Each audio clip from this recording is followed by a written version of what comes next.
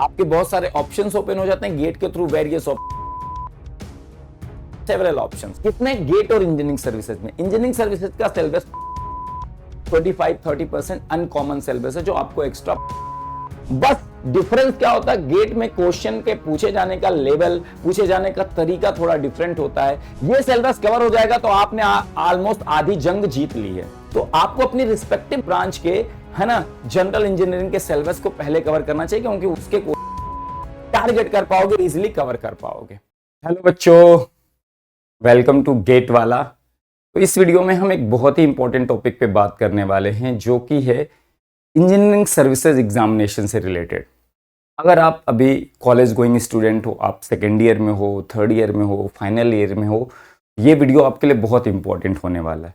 Even अगर आप drop out हो और आप इंजीनियरिंग सर्विसेज एग्जामिनेशन के लिए प्लान कर रहे हो, तो भी ये वीडियो आपके लिए बहुत इंपॉर्टेंट होने वाला है। और हम ध्यान से, मैं ये आपको इस वीडियो में बताऊंगा कि आप अगर इंजीनियरिंग सर्विसेज एग्जामिनेशन की तैयारी करना चाहते हैं, जो कि आपको करनी भी चाहिए, one of the most prestigious examination है ना, जिसके थ्रू आप क्लास 1 सर्विस में जाते हो सीधे, तो आपको कैसे प्लान करना चाहिए। क्योंकि एक प्रॉपर प्लानिंग, अगर एक प्रॉपर स्ट्रेटजी के साथ आप प्रिपरेशन स्टार्ट करोगे, तो आपका जो तैयारी है ज़्यादा बेहतर ढंग से हो पाएगी, रिजल्ट आप जल्दी या टाइमली क्रैक कर पाओगे, है ना, सिलेक्शन ले पाओगे टाइमली। क्योंकि कई बार होता है हम मेहनत बहुत सारी कर रहे होते हैं, लेकिन हम प्रॉपर वे में किस तरह से चीजों को ब्रेक डाउन करके कैसे कैसे प्लान करके ले जाना है, वो हमें नहीं पता होता है, या हम उसके बारे में सही से प्लान नहीं कर पाते हैं। तो जो रिजल्ट हमें टाइमली मिलना है, वो रिजल्ट थोड़ा डिले हो जाता है, क्योंकि सिलेक्शंस होने के चांसेस ऑब्वियसली कम होते हैं, क्योंकि कंपटीशन हाई होता है। तो हमारा हर एक स्ट्रेटजी, हर एक प्लानिंग बहुत ही परफेक्टली होना चाहिए, बहुत ही प्लान्ड वे में होना चाहिए। तो पहली चीज तो इंजीनियरिंग सर्विसेज एग्जामिनेशन की तैयारी मैं कहूंगा जितने कोर ब्रांचेस के स्टूडेंट है सबको करनी चाहिए, है ना। और आजकल अब रेलवे भी इंक्लूड हो गया है। बीच में 2-3-4 साल रेलवे नहीं था इंक्लूड इंजीनियरिंग सर्विसेज एग्जामिनेशन में, तो अब इंजीनियरिंग सर्विसेज एग्जामिनेशन का चार्म वही हो गया जो पहले होता था, है ना। और आप सीधे क्लास 1 सर्विस में जाते हो। तो सर, आपको तैयारी कैसे स्टार्ट करनी चाहिए? तैयारी अगर स्टार्ट करने की बात करें, मैं हमेशा बच्चों को सजेस्ट करता हूं, मैंने भी गेट और इंजीनियरिंग सर्विसेज दोनों क्रैक किया हुआ है। इंजीनियरिंग सर्विसेज के थ्रू मैं इंडियन टेलीकम्युनिकेशन सर्विसेज में 6 साल सर्व भी किया हूं। तो मैं, हमारे टाइम पे भी लोग इसी तरह से प्रिपरेशन को प्लान करते थे, जिनको इंजीनियरिंग सर्विसेज एग्जामिनेशन की तैयारी करनी होती थी और क्रैक करना होता था। और आज के दिन में भी जो बच्चे क्रैक करते हैं एग्जामिनेशन, वो भी इसी प्लानिंग के तहत ही मोस्टली क्रैक करते हैं इंजीनियरिंग सर्विसेज एग्जामिनेशन। सर, क्या है वो प्लानिंग? पहली तो चीज, अगर आप इंजीनियरिंग सर्विसेज एग्जामिनेशन की तैयारी करना चाहते हैं, तो एक चीज दिमाग में बैठा लीजिए कि आपको गेट और इंजीनियरिंग सर्विसेज दोनों की तैयारी करनी है। आपका ऐसा करने से आपके बहुत सारे ऑप्शंस एक तो ओपन हो जाते हैं, है ना। आपके बहुत सारे ऑप्शंस ओपन हो जाते हैं गेट के थ्रू, वेरियस ऑप्शन, आईआईटी जाने का, पीएसयू जाने का, एंड सेवरल ऑप्शंस। क्योंकि इंजीनियरिंग सर्विसेज एग्जामिनेशन में, है ना, कई बार होता है कि पहले अटेम्प्ट में आप प्रीलिम्स क्लियर कर लिए, मेंस क्लियर कर लिए, इंटरव्यू नहीं हुआ, तो आपके पास दूसरा ऑप्शन भी ओपन है, और आप अगले अटेम्प्ट में ईएससी क्रैक करके सीधे क्लास 1 सर्विस में चले गए, है ना। तो आपको प्लानिंग इस तरह से करनी चाहिए कि आपका ओवरऑल मैक्सिमम पॉसिबल ऑप्शंस खुले होने चाहिए। तो गेट प्लस इंजीनियरिंग सर्विसेज का तैयारी 100% करना चाहिए, अगर आप इंजीनियरिंग सर्विसेज की भी प्लानिंग कर रहे हो तो। इसमें एक चीज और इंपॉर्टेंट हो जाती है कि 70-75% सिलेबस इज कॉमन। किसमें? गेट और इंजीनियरिंग सर्विसेज में। इंजीनियरिंग सर्विसेज का सिलेबस थोड़ा सा ज्यादा है, 25-30% अनकॉमन सिलेबस है जो आपको एक्स्ट्रा पढ़ना पड़ता है। तो 70-75% सिलेबस कॉमन है। तो आप जब भी तैयारी शुरू करें, आप सेकेंड ईयर में हैं, आप थर्ड ईयर में हैं, आप फाइनल ईयर में, तो सबसे पहले गेट एग्जामिनेशन की तैयारी करें, गेट प्लस ईएससी का प्लान लेके चले। और अगर ईएससी आप क्रैक करना चाहते हैं, तो अगर मैं मिनिमम टाइम की बात करूं तो आपको 1 से 1.5 साल मिनिमम लगेंगे। तो नॉर्मली 2 साल की प्लानिंग करके चलो, अगर आप इंजीनियरिंग सर्विसेज भी क्रैक करना चाहते हो और गेट दोनों में अच्छा करना चाहते हो। और ये बहुत अच्छे से हो सकता है, और कॉलेज गोइंग हो तो आपके पास सफिशिएंट टाइम, अगर आप सेकंड ईयर में हो या थर्ड ईयर में। तो पहले हमको गेट की तैयारी शुरू करनी है, क्योंकि गेट की तैयारी शुरू करने से आपके पास होगा क्या, आप जो इंजीनियरिंग कर रहे हो उसके बारे में, सब्जेक्ट के बारे में कॉन्सेप्चुअल अंडरस्टैंडिंग बहुत अच्छी डेवलप होने लगेगी। तो अगर आप ये 70 to 75% सिलेबस सबसे पहले कवर करते हैं, कॉमन सिलेबस गेट लेवल का, गेट की तैयारी करते हुए, तो आपका इंजीनियरिंग सर्विसेज का 75% सिलेबस कवर हो गया और बहुत इन डेप्थ लेवल पे कवर हो गया, बहुत अच्छे से। अब मैं क्यों कह रहा हूं कि गेट प्लस ईएससी करो, क्योंकि गेट का सिलेबस कवर होने से 70-75% अंडरस्टैंडिंग बहुत अच्छी हो चुकी है। बस डिफरेंस क्या होता है, गेट में क्वेश्चन के पूछे जाने का लेवल, पूछे जाने का तरीका थोड़ा डिफरेंट होता है। इंजीनियरिंग सर्विसेज में क्वेश्चन के पूछे जाने का तरीका, क्वेश्चन का लेवल थोड़ा अलग होता है। तो आपको सेम सिलेबस की बस प्रैक्टिस थोड़ी सी अलग करनी है, तो इंजीनियरिंग सर्विसेज ऑटोमेटिकली कवर हो जाएगा। और गेट का सिलेबस अच्छे से कवर करने से आपका कॉन्फिडेंस बहुत अच्छे से बिल्डअप हो जाता है। आप गेट क्रैक करके आईआईटीज में जा सकते हैं, पीएसयूज में जा सकते हैं, तो आपके पास वो एक सेल्फ कॉन्फिडेंस भी डेवलप हो जाता है, जैसे as soon as you crack the grade. और आपका फिर ईएससी में सिलेक्शन रेशियो बहुत हाई हो जाता है। आप जितने भी उठा के देखें जो इंजीनियरिंग सर्विसेज में सिलेक्टेड लोग हैं, गेट में उनकी अच्छी रैंक आई होगी, अंडर 300, अंडर 200, अंडर 400 मोस्टली, क्योंकि उससे कॉन्फिडेंस आ जाता है, सिलेबस कवर होता है, आप एक एग्जाम क्रैक कर लिया, उससे बहुत सारे ऑप्शंस खुल गए, तो आप इंजीनियरिंग सर्विसेज को और ज्यादा बेहतर ढंग से अटेम्प्ट कर पाते हो और कॉन्फिडेंस के साथ, है ना। केवल एक एग्जाम के लिए तैयारी एकदम से मत करिए ना, और जब कॉमन चीजें हैं तो दोनों करना ज्यादा सुटेबल लगता है, ठीक है ना।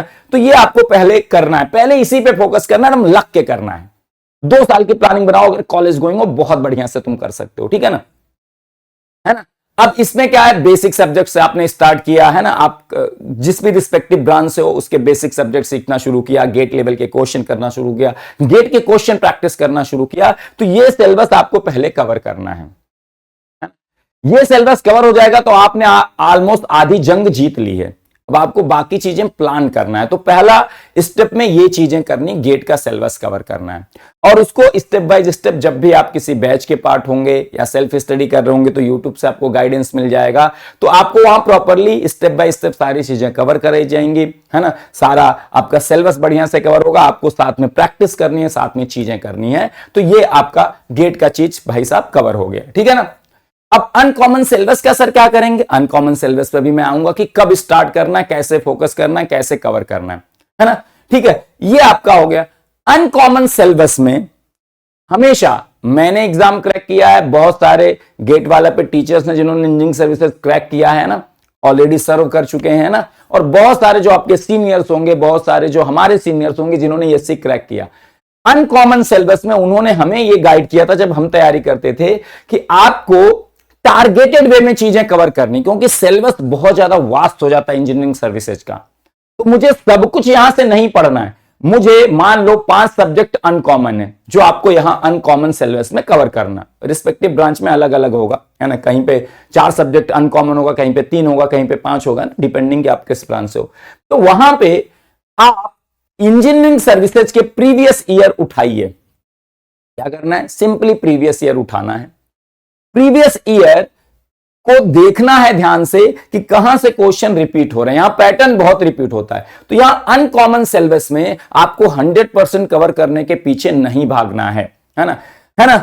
जो सब्जेक्ट यहां पे सबसे ज्यादा पूछी जा रही है, जहां से क्वेश्चन ज्यादा आते हैं इंजीनियरिंग सर्विसेज में, मेंस में, प्रीलिम्स में, वो सब्जेक्ट सबसे पहले टारगेट करनी है, और उसमें जो सेलेक्टेड एरियाज है जहां से रिपीटेडली क्वेश्चंस आ रहे हैं उनको कवर करना है।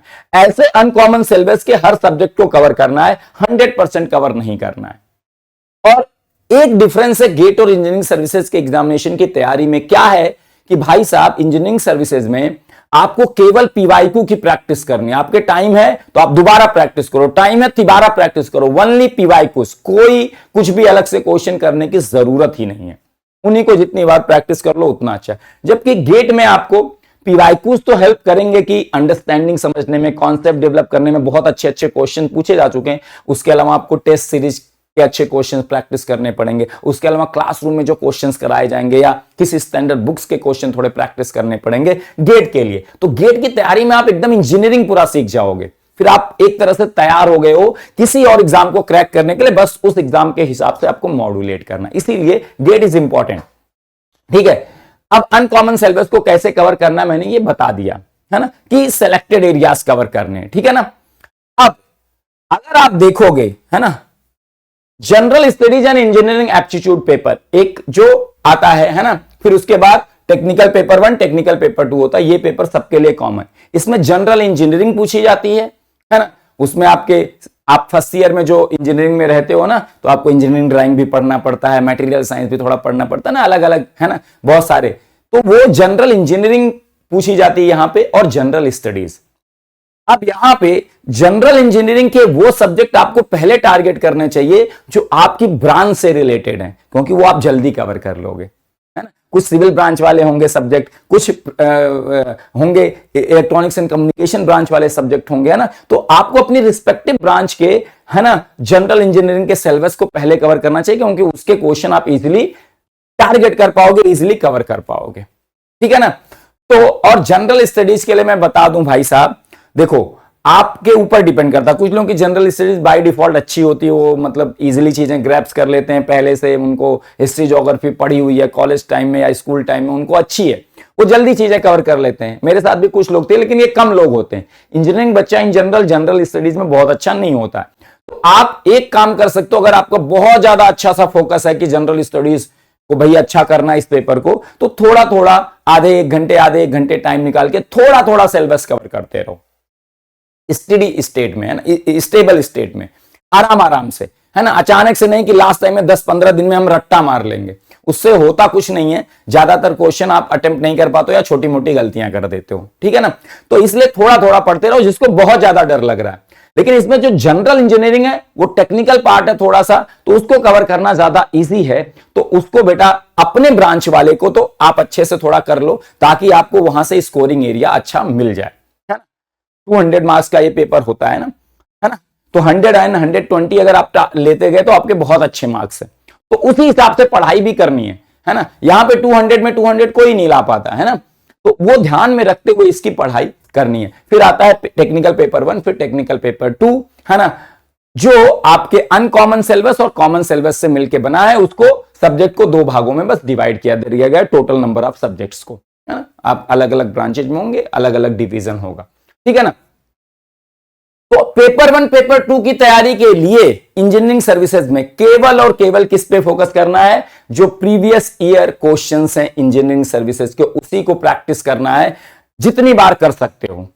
और उसमें जब प्रैक्टिस पहली बार कर रहे होगे तो तुम्हें आइडिया लग जाएगा कौन सा सिलेबस किस सब्जेक्ट का ज्यादा इंपॉर्टेंट, जहां से रिपीटेडली क्वेश्चन आ रहा है, किस टाइप के क्वेश्चन रिपीटेडली पूछे जा रहे हैं, है ना। उस तरह की थियरी को आपको ध्यान में रखना है, उसको रिपीट करना है, उसको याद रखना है। बहुत सारी चीजें आपके दिमाग में होनी चाहिए। यहां पे कुछ डेटा एंड फैक्ट्स भी याद करने पड़ते हैं, कुछ थियरी भी दिमाग में रखनी पड़ती है ना यहां पे, है ना, क्योंकि सिलेबस बहुत वास्ट है। तो जहां से चीजें बार बार रिपीट हो रही हैं, उस चीज को थोड़ा हाईलाइट करके दिमाग में रखिए, इस हिसाब से ब्रेक डाउन करके पढ़िए। और टारगेट हमेशा 2 साल का लेके चलिए, क्योंकि पहले साल में आपका जब आप तैयारी एक फ्रेश स्टूडेंट की तरह करोगे, मैं फ्रेश स्टूडेंट के रिस्पेक्ट में सब बता रहा हूं, तो आप गेट की तैयारी पहले साल में अच्छे से कर पाओगे। दोनों के पीछे अगर एक साथ भागे तो पहले साल में पॉसिबल नहीं, अगर आप फ्रेशली स्टार्ट करो। हां, अगर आप ड्रॉपर स्टूडेंट हो, ऑलरेडी गेट में अपीयर हो चुके हो, गेट का सिलेबस कंप्लीट हो चुका है, देन आप पैरेलली प्लान कर सकते हो तैयारी को, गेट प्लस ईएससी एक साथ। क्योंकि अब गेट के सिलेबस में आपको केवल प्रैक्टिस करनी है। इस साल अगर आप गेट देना चाहते हो, मतलब कमिंग जो भी गेट एग्जामिनेशन आपके लिए है, तो उसमें गेट आप देना चाहते हो और साथ में इंजीनियरिंग सर्विस, आप ऑलरेडी गेट दे चुके हो, आपका गेट का सिलेबस कवर है, तो गेट की प्रैक्टिस करो, केवल रिवीजन एंड प्रैक्टिस, और ईएससी का जो अनकॉमन सिलेबस है, बाकी चीजें पैरेलली आप कवर करते रहो अपना, है ना, ताकि गेट और ईएससी साथ में आप एक साथ आराम से निकाल सकते हो। लेकिन जो एकदम फ्रेश स्टूडेंट है, वो पहले स्टेज में 70 to 75% सिलेबस पे ही फोकस करे और उसको अच्छे से कवर करे, ताकि उसका गेट लेवल का पहले अच्छे प्रिपरेशन हो जाए। और जैसे गेट का प्रिपरेशन हो जाता है, अब वो अपने आप को एलिवेट करके इंजीनियरिंग सर्विसेज एग्जामिनेशन की तैयारी बहुत अच्छी कर सकता है और फोड़ सकता है एकदम अच्छी रैंक के साथ। इसलिए मैं कह रहा हूं कि अगर आप स्टेप्स क्लियर हैं तो आप बहुत अच्छे से चीजें प्लान कर सकते हो, है ना। तो फिर जब वो गेट सिलेबस कवर कर लेगा तो उसको पहली चीज क्या करनी चाहिए सर, फिर ये भी बता दीजिए। पहली चीज करनी चाहिए कि गेट का जो सिलेबस उसने पढ़ लिया है, वो वाले सिलेबस का इंजीनियरिंग सर्विसेज के क्वेश्चंस प्रैक्टिस करना चाहिए, क्योंकि क्वेश्चन के पूछे जाने का तरीका, लेवल सब डिफरेंट है। तो आपको ईएससी के मोड में आने के लिए ईएससी के पीवाईक्यूज लगाने पड़े। 75% सिलेबस का पहले क्वेश्चन प्रैक्टिस करिए अच्छे से, आपको ईएससी का फील आने लगेगा, यार बहुत सारी चीजें तो मैं कर ले रहा हूं, मुझे तो यार टेक्निकली और आसान लग रहा है गेट पढ़ने के बाद, है ना। स्टेप बाय स्टेप चीजें चलोगे ना तो बहुत अच्छे से होने लगती हैं। और उसके बाद फिर आपका मोरल ऑटोमेटिकली बूस्ट रहेगा और आप धीरे धीरे फिर पैरेलली कॉमन सिलेबस को कवर करना शुरू करो। जैसे कैसे बताया था, जहां से सबसे ज्यादा पूछा जाता है वो सिलेबस हर सब्जेक्ट का अनकॉमन का पहले ट्राई करो, कवर करें। फिर टाइम मिलेगा तो जो बहुत कम पूछा जाता है, अगर टाइम मिला तो उसको भी एक बार देख लेंगे, है ना। तो और जब भी जो सब्जेक्ट पढ़ोगे अनकॉमन सिलेबस या कॉमन सिलेबस, उसमें हमेशा पीवाईक्यू उठाओ, वो सब्जेक्ट कंप्लीट हुआ प्रैक्टिस करो। और पीवाईक्यू में जो पीवाईक्यूज नहीं बन रहे हैं उनकी थियरी केवल पढ़ो, पीवाईक्यूज को बस करने हैं। पीवाईक्यू के हिसाब से अपने आप को ढालना, अगर इंजीनियरिंग सर्विसेज की तैयारी करना चाहते हो तो सब्जेक्ट पढ़ा, प्रैक्टिस किया, किसी पर्टिकुलर टाइप के क्वेश्चन बार बार आ रहे हैं, मुझसे नहीं हो रहे हैं, उसकी थियरी पढ़ी, फिर से प्रैक्टिस किया, उसको कवर किया, आगे बढ़ गए। तो इंपॉर्टेंट सिलेबस कवर करना, क्योंकि यहां 100% कोई स्कोर नहीं कर पाता, 80% भी नहीं कर पाता, 60-65%, 55% में बहुत अच्छी रैंक आ जाती है, टॉप रैंकर्स। उसी के हिसाब से अपने आप को प्रिपरेशन में ढालना है। तो आपका 1 साल हो गया गेट, और अगले साल में आपने गेट की तैयारी हो चुकी, गेट आप कर ही चुको, गेट भी सेकंड अटेम्प्ट दे लेना, और साथ में इंजीनियरिंग सर्विसेज को एकदम फोड़ने के लिए रेडी हो जाना, क्योंकि अब आपके पास सारी चीजें एलिवेट होने के लिए हो गई। आपने के बेसिक फाउंडेशन गेट की पहले बार 7-8 महीने शुरू में तैयारी करके एकदम स्ट्रांग बना लिया। और जो कॉलेज गोइंग है, जब आप गेट का सिलेबस पढ़ोगे, आपके सेमेस्टर में हेल्प करेगा, हर जगह हेल्प करेगा, वो आपको इंजीनियरिंग की फील आने लगेगी। तो आप अगर सेकेंड ईयर स्टूडेंट हो तो आपके पास तो बेस्ट अपॉर्चुनिटी है, मतलब चीजें प्लान करने के लिए सेकेंड ईयर थर्ड ईयर वालों को, क्योंकि वो फाइनल ईयर तक जाते जाते आपका गेट प्लस सीएससी दोनों का सिलेबस कवर कर सकते हैं। मैं कहूं 1 साल में गेट प्लस सीएससी का कवर हो जाएगा, तो भाई साहब केवल आप एक को अच्छे से कर सकते हो, एक में तो थोड़ा बहुत आ जाएंगी प्रॉब्लम, है ना, क्योंकि दोनों का पूछे जाने का नेचर डिफरेंट है, क्वेश्चन का लेवल डिफरेंट है, सिलेबस थोड़ा सा डिफरेंट है ना। इसीलिए आप कॉलेज गोइंग हो तो प्लान वे में, सिस्टमेटिक वे में सीढ़ियां चढ़नी है, पहले गेट फिर ईएससी एंड फिर गेट ईएससी साथ में फोड़ दिया, ठीक है ना। तो आपको ये सिलेबस आपका पता होना चाहिए, इजिली सिलेबस आप इंजीनियरिंग सर्विसेज का डाउनलोड कर सकते हो, है ना। और उसके बाद आप चीजों को प्लान कर लो, जैसे मैंने इस वीडियो में डिस्कस किया है, ठीक है ना। तो अगर प्रॉपर वे में प्लानिंग करके अभी से आप अगर अच्छे से प्रिपरेशन स्टार्ट करते हो, 2026 एंड 2027 के लिए, 2026-2027 के लिए अगर आप टारगेट करते हो, तो अभी से तैयारी अगर आप शुरू कर देते हो तो आपके पास सफिशिएंट टाइम है चीजों को प्लान करने के लिए, क्योंकि अभी नवंबर शुरू हुआ है। अगर 2026 भी प्लान करोगे तो आपके पास सफिशिएंट टाइम है, और 27 वालों के लिए तो बहुत अच्छे से टाइम है। तो आप जितने अच्छे से प्लान करके जितने टाइमली प्रिपरेशन स्टार्ट कर दोगे, उतने अच्छे से ये जो चीजें मैंने ब्रेक डाउन करके बताई कि आपको ऐसे ऐसे करने हैं, वो आप उतने अच्छे से प्लान कर लोगे, क्योंकि चीजों को करने के लिए टाइम चाहिए होता है, चीजों को सीखने के लिए टाइम चाहिए होता है। और आप अगर अच्छे से प्लान कर लोगे और आपको जो प्लानिंग है उसको एग्जीक्यूट करने के लिए आपके पास टाइम भी है, तो आपका एग्जीक्यूशन प्रॉपर हो जाएगा। केवल आपने प्लानिंग कर ली लेकिन टाइम ही नहीं है, तो आपका एग्जीक्यूशन नहीं हो पाएगा। इसीलिए टाइमली प्लान करिए, टाइमली प्रिपरेशन स्टार्ट करिए, ताकि आपका प्रॉपरली एग्जीक्यूशन हो पाए। प्रॉपरली एग्जीक्यूशन हो पाएगा अगर छोटी छोटी सारी चीजों का, सारे सिलेबस का, तो प्रॉपर एग्जीक्यूशन हो जाएगा रैंक लाने का भी, ठीक है। तो इस वीडियो में इतनी ही इंफॉर्मेशन थी, फिर किसी और वीडियो में मिलेंगे। Till then bye bye and thank you so much.